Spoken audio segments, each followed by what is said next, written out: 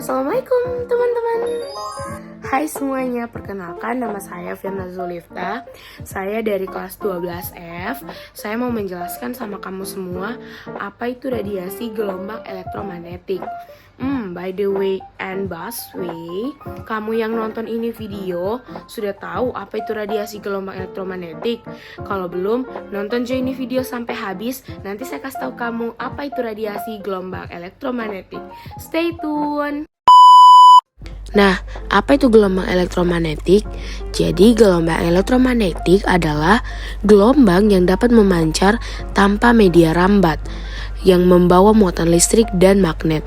Lalu, ini adalah cara pembentukan gelombang elektromagnetik, di mana gelombang yang berwarna merah itu menunjukkan medan listrik, sedangkan yang berwarna biru itu menunjukkan medan magnet.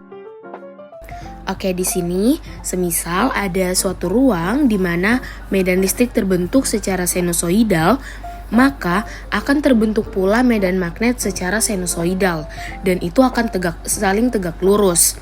Peristiwa ini akan terus berlanjut secara terus-menerus, di mana gelombang elektromagnetik dihasilkan dari perubahan medan magnet ke medan listrik, dan begitu pula sebaliknya. Nah, perubahan medan listrik menjadi medan magnet ini akan terus berlangsung secara terus-menerus hingga merambat ke tempat yang sangat jauh. Nah, selanjutnya adalah spektrum radiasi elektromagnetik. Pada spektrum gelombang elektromagnetik dapat dilihat bahwasannya panjang gelombang berbanding terbalik dengan frekuensi. Yang pertama adalah gelombang radio. Gelombang radio adalah jenis gelombang elektromagnetik yang terbentuk ketika bunyi atau audio berubah menjadi sinyal listrik dan melalui gelombang osilator atau gelombang pembawa. Adapun manfaat dan dampak gelombang radio yaitu manfaatnya untuk mentransmisikan sinyal pada jarak yang sangat jauh. Sedangkan salah satu dampak buruk yang bisa terjadi akibat pancaran radio adalah kerusakan pada jaringan tubuh manusia. Yang kedua ada gelombang mikro atau microwave. Gelombang mikro dapat dihasilkan oleh tabung klistron yang mana memiliki fungsi sebagai penghantar energi panas. Adapun manfaat dan dampak gelombang mikro yang pertama adalah digunakan pada teknologi microwave, yaitu untuk memasak atau menghangatkan makanan. Yang kedua, berkomunikasi melalui radar. Dan yang terakhir, mendeteksi posisi suatu objek yang diamati. Namun, ada pula dampak negatif yang ditimbulkan, yaitu radiasi gelombang mikro bersifat karsiogenik, yang mana bisa menimbulkan risiko kanker bagi tubuh. Selanjutnya adalah gelombang infrared, atau yang biasa kita sebut inframerah. Itu adalah radiasi elektromagnetik yang lebih panjang dari gelombang cahaya tampak, tetapi lebih pendek dari radiasi gelombang radio. Adapun manfaat dan dampak sinar inframerah. Yang pertama, sinar inframerah pada remote control dapat mentransmisikan data dalam bentuk energi. Yang kedua, teknologi pada CCTV atau alat militer yang bisa menerawang di malam hari atau di dalam keadaan yang gelap. Dan yang terakhir digunakan sebagai alat medis. Namun, inframerah juga memiliki dampak negatif, yaitu dapat menembus retina mata yang memicu penumpukan kabut putih yang melapisi retina sehingga mata mengalami penurunan ketajaman bahkan katarak. Selanjutnya ada cahaya tampak. Sesuai dengan namanya, berarti gelombang ini dapat dilihat secara langsung oleh indera penglihatan manusia. Cahaya tampak sendiri terdiri dari 7 warna. Jika diurutkan dari frekuensi yang paling besar, itu akan dimulai dari warna merah, jingga, kuning, hijau, biru, nila, dan ungu. Adapun manfaat dan dampak cahaya tampak yang pertama, penggunaan laser dalam serat optik pada bidang kedokteran untuk mendiagnosis penyakit. Dan yang kedua, sinar laser dapat menyalurkan suara, gambar, atau sinyal melalui serat optik. Namun terdapat pula dampak negatifnya, yaitu menyebabkan kerusakan DNA dengan melalui timbulnya oksigen reaktif dalam tubuh.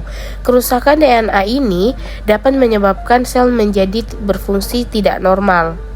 Spektrum selanjutnya ada sinar ultraviolet. Matahari merupakan sumber utama bagi sinar ultraviolet untuk sampai ke permukaan bumi. Sinar ultraviolet juga bisa dihasilkan oleh transisi elektron yang ada di dalam orbit atom, busur karbon, serta lampu merkuri. Manfaat dan dampak sinar ultraviolet. Yang pertama, dapat mengecek keaslian uang dalam dunia perbankan. Dan yang kedua, pada bidang medis, digunakan untuk membunuh bakteri. Terakhir, dapat mengeringkan tinta dan resin.